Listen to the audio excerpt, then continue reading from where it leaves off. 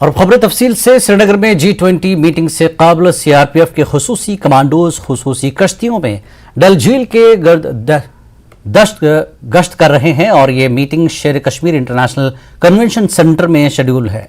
सूरत हाल पर नजर रखने के लिए हाई एंड ड्रोन और CCTV कैमरे भी इस्तेमाल किए जा रहे हैं।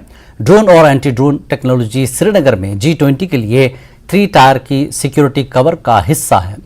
सिक्योरिटी फोर्सेस को ड्रोन हमलों का खदशा है, इसलिए वो पहले ही एंटी ड्रोन टेक्नोलॉजी तैनात करने का ऐलान कर चुके हैं। SKICC के आसपास के डल झील के इलाके में, जो कि मीटिंग का मकाम है, सिक्योरिटी फोर्सेस के पास ड्रोन के साथ इलाके की निगरानी करने वाली खुसूसी टीमें हैं। किसी भी नाखुशगवार वाक़े से बचने के लिए श्रीनगर शहर के पूरे इलाके में सख्त हिफाजती इंतजाम किए गए हैं।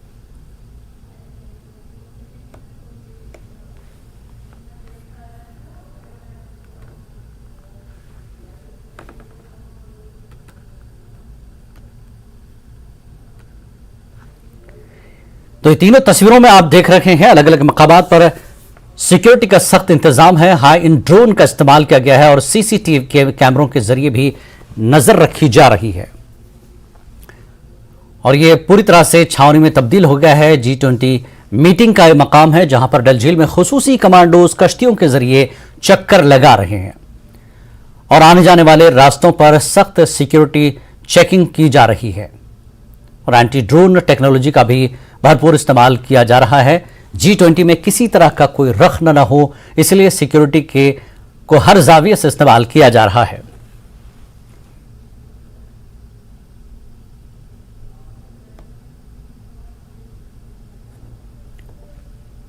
जम्मू पुलिस ने G20 इजलास से पहले जम्मू शहर के मुख्तलिफ इलाकों में सिक्योरिटी के इंतजाम किए हैं। जम्मू शहर के तमाम दाखिली रास्तों बशमूल शहर के अंदरूनी हिस्सों को हाई अलर्ट पर रखा गया है।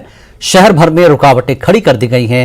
जम्मू पुलिस गाड़ियों की चेकिंग कर रही है और उसके मुताबिक कागजात की मुनासिब जांच पड़ताल की जा रही है।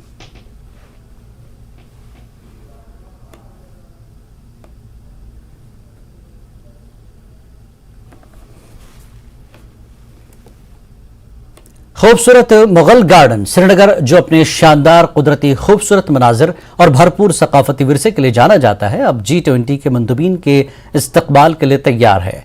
श्रीनगर में समिट में शिरकत करने वाले मुख्तलिफ ममालिक से आने वाले मंदुबीन खित्ते को आलमी सयाहती मकाम के तौर पर फरोग देने के लिए सफीर के तौर पर काम करेंगे। इन दोनों सयाह कश्मीर के हेल्थ रिजॉर्ट्स में पूरी तरह लुत्फानंदोज हो रहे हैं क्योंकि रवां साल सयाहों की एक बड़ी तादाद कश्मीर की सैर कर रही है। लोग बोलते हैं कश्मीर एक स्वर्ग है, वो हम ऐसे स्वर्ग एक्सपीरियंस कर रहे हैं और अभी 2-3 दिन में G20 का कॉन्फ्रेंस होने वाला है, तो उसका इंतज़ाम भी बहुत बढ़िया से चल रहा है। हम बहुत खुश है। G20 का बंदोबस्त देखे रहे, बहुत ही बढ़िया तगड़ा बंदोबस्त है। आर्मी वगैरह भी सब हर जगह पे, पुलिस वगैरह भी है। सो बंदोबस्त तो है ही, थोड़ा सा प्रॉब्लम टूरिस्ट को होता है, लेकिन कैसा है, it is for the betterment, हमारे लिए ही है। सो हम थोड़ा सा बेयर करना भी पड़े तो बेयर करने के लिए तैयार है। बट अच्छी बात है कि G20 के बड़े डेलीगेट्स यहाँ पे कश्मीर में आ रहे हैं। जो G20 आने वाले हैं उसकी वजह से बहुत ज़्यादा बदलाव और बहुत ज़्यादा डेवलपमेंट दिख रही है। लोगों में बहुत ज़्यादा उत्साह भी है और सब जगह जो डेवलपमेंट है और जो टूरिस्ट है सब खुश है। सबसे ये बहुत गौरव की बात है कि अपने यहाँ पे G20 आ रही है। गुजराती अदाकारा और साबिक मिस गुजरात और miss India runner up Braille Bhatt ने न्यूज़ 18 के साथ बातचीत की। उन्होंने कहा कि कश्मीर जैसी खूबसूरत और कोई जगह नहीं है, यहाँ हर एक को आना चाहिए। ज़मीन पर मौजूद जन्नत और कुदरती खूबसूरती से लुत्फानंदोज होना चाहिए। उन्होंने मजीद कहा कि यह श्रीनगर में मुनक्किद होने वाली G20 इजलास से लुत्फानंदोज होने का वक्त है, जो हम सब के लिए काबिल फ़ख्र लम्हा है। हेवन ऑन द अर्थ यानी कि कश्मीर में। जैसे कि आपने बोला कि G20 का यहाँ पे ग्लोबल मीटिंग होने वाली है, यानी कि ग्लोबल 20 की मीटिंग। This is a proud moment for all of us, all of our Indians, कि हमारे कश्मीर का नाम पूरे देश में होने वाला है, पूरे देश में क्या पूरे वर्ल्ड में होने वाला है। बहुत प्यारी जगह है श्रीनगर में, अभी मैं घूम रही हूँ, पर इतनी प्यारी जगह है, इतना पीस मिलता है यहाँ पे कि आप सबको यहाँ पे एक बार तो आना ही चाहिए। And thank you so much Kashmir for greeting us Gujarat. So thank you so much. तो मेरे पास 10 टाइटल है, including miss India, miss Gujarat, miss iron lady of India, miss talent queen of India वगैरह वगैरह। और साथ ही मैं अपना एक्टिंग करियर भी मैंने 3 साल पहले शुरू किया, जिसके अंदर मैंने 2 मूवीज़ कर रखी है एज ए लीड, 2 सीरियल्स कर रखी है यानी कि डेली शॉप्स, जिसमें इंक्लूडिंग है राशि रिक्शा वाली, भक्त गोरा कुंभार वगैरह वगैरह। और मेरी 2 अपकमिंग मूवीज़ भी है जिसके बारे में जल्दी आप सबको पता चल जाएगा। गवर्नमेंट डिग्री कॉलेज खोड़ की एनसीसी यूनिट ने G20 में हिंदुस्तान के किरदार के मौजू पर बेदारी प्रोग्राम का इनेकाद किया। प्रोग्राम का मकसद तालिब इल्मों में G20 तंजीम के बारे में जानकारी देना था। प्रोफेसर अरुण शर्मा ने तलबा को बताया कि हिंदुस्तान ने इंडोनेशिया से G20 फोरम की सदारत संभाली। दुनिया की सबसे बड़ी जमहूरियत और तेजी से बढ़ती हुई मईशत के तौर पर हिंदुस्तान की G20 की सदारत कर रहा है। G20 इजलास का फोकस एक जमीन, एक खानदान, एक मुस्तकबिल है। अवेयरनेस प्रोग्राम रखा था G20 के ऊपर। G20 जो कि एक इकोनॉमिक फर्म है, इसकी अध्यक्षता 2023 की हिंदुस्तान को मिली है और इस बार इसका एनुअल सेशन जो है वो हिंदुस्तान में होगा।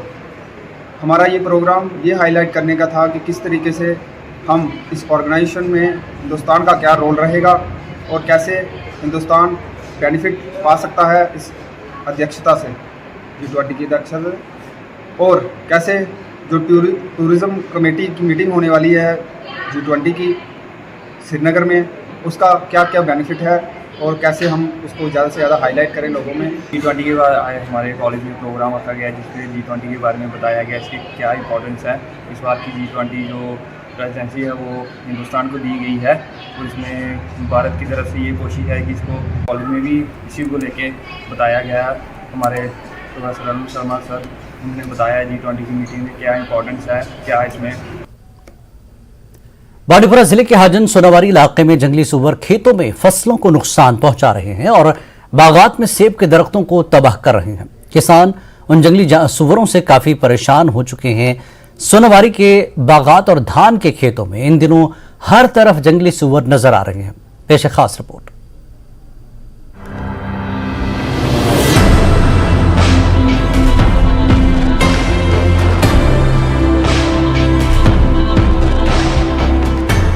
बांदीपुरा जिले के हजन सोनावारी इलाके के कई इलाकों में जंगली सुअर बगीचों और खेतों में देखे जाते हैं। पारे महल्ला, बिन महल्ला और गंदबल सहित हजान के अन्य क्षेत्रों के किसान इन दिनों काफी चिंतित हैं, क्योंकि वे जंगली सुअरों की मौजूदगी के कारण अपने खेतों में खलिहान जाने से कतराते हैं।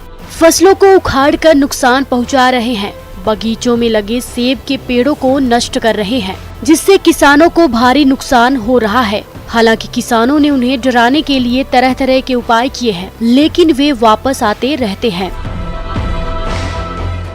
इलाकस मज आमत यम हतन मज 8-10 कह तकरीबन 500-800 ये मे लकटो बड़ो यम जंगल जानवर क्या सोर छा वनान यमन बदल कह कस्म छा वनान, मगर यम जन नुकसान करान अगर कंस ओलो ओस रूमुत, ओलो त्रक ओस रूमुत सह कोड़हस नबर, अगर कंस थजनर त्रुमुत सह करहस खराब, अगर तिल गोगुल कंस वोमुत तथ करान जमा करान ढेर तथ जमा पत कहें, जई कंस वोमुत तथ करान ढेर। अहन वो पे जमीन कन यपर जमीन अपर नचान। गवर्नमेंटस अपील करान दपान अमुक करो कह इंतजाम तुथ युथ जन ये गठान कम। किसानों ने न्यूज 18 को बताया कि उन्होंने अस्थायी बाढ़ लगाकर जानवरों को रोकने के लिए तरह तरह के हथकंडे अपनाकर अपनी फसलों और बगीचों को बचाने की कोशिश की। हालांकि जंगली सुअर बाढ़ को तोड़ना और फसलों को नुकसान पहुंचाना जारी रखते हैं। दिन के समय किसान सतर्क रहते हैं और अपने फसल के खेतों का दौरा करते हैं, लेकिन जंगली सुअर अब रात के समय फसलों पर हमला कर रहे हैं, जो किसानों और फल उत्पादकों के लिए चिंता का विषय है। मकाई करान नुकसान, फसल ज़रात डास करान, थज नार कोर ज्यादा पहन पार्स पे यो थज नार अकिस 2-3 सासन लजम जान, अकिस ककर जान, तार जान गजमस थज नार चील दितम तोत अंदा कहें ये थज नार वुचान यल तथ मथान रात गमन कह अपील कर दपा तुम गो मारिक। ओतर आय योर टेम 2-4 तमो दोप इजाजत जिंद कर जिंद यम रटन मारित नसा पत रटिक बच्चे 2-4 तम त्रक पे यल बड़ लगिक न कह हक बार ओतर तमो कर अपील टीम तत 5 लकुट गांव तमो कर तम दोस मज कवर मगर ये हद बद नई आमुत। स्थानीय किसानों का कहना है कि इलाके में जंगली सुअर एक बड़ी समस्या बन गए हैं। क्षेत्र में इन्हें पहली बार 1 साल पहले देखा गया था, लेकिन इस साल इन जंगली सुअरों की संख्या काफी बढ़ गई है। किसान चाहते हैं कि इस समस्या के समाधान के लिए इन जानवरों को रोका जाए। उन्होंने वन्य जीव विभाग से मामले को गंभीरता से लेते हुए तत्काल कदम उठाने की अपील की है। बागन जलान तर्बल कड़ान जई कड़ान तम थनारन कोर नुकसान जन 1-2 लाय ओतर थल तम शहरस मज वकिस जबरदस्त नुकसान करान। मेहरबानी कर अगर तुम कह अदालता करो वटूक गो आजाद क्या जलान कुल नवजात कुल ज्यादा जलान।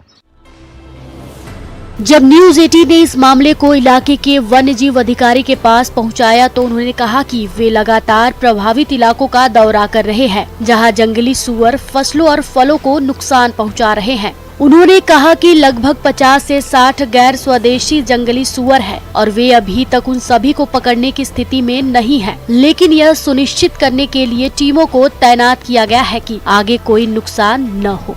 किसानों के लिए और फसलों विशेषकर बागों की सुरक्षा के लिए कई प्रक्रियाएं लागू की जा रही है। उम्मीद है कि सरकार और प्रशासन इस मुद्दे को गंभीरता से लेंगे और किसानों की समस्याओं का समाधान करेंगे। न्यूज 18 के लिए साजिद रसूल की रिपोर्ट।